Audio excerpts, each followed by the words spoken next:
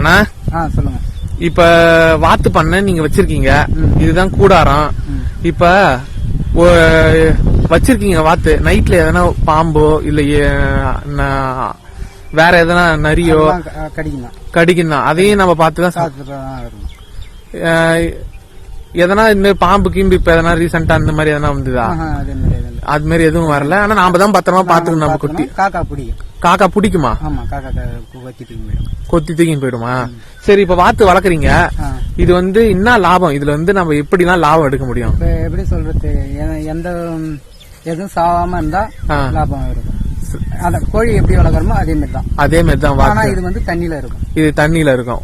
இது வந்து கறிக்கு போகுமா இல்ல முட்டைக்கு போகுமா? கறிக்கும் போகும், முட்டைக்கும் ஏற்றுவோம். ஒரு முட்டை எவ்வளவுனா? ஒரு முட்டை இப்போதைக்கு 8 ரூபா போகுது. 8 ரூபா போகுதா? கறினா? கறி வந்து கிலோவுக்கு தகுந்த மாதிரி. கிலோவுக்கு தகுந்த மாதிரி. எப்ப சீசனுக்கு தகுந்த மாதிரி. இப்ப கோழி இன்னாரு எப்படியோ அதே மாதிரி அதே மாதிரிதான் இது. இப்ப வந்து இது வந்து இப்ப குஞ்சில வாங்குனீங்க எப்ப, எந்த கோழி குஞ்சு சைஸ் தான் இருக்கும். கோழி குஞ்சு சைஸ் எத்தனை நாள்ல இருக்கிற குஞ்சு வாங்குனீங்க?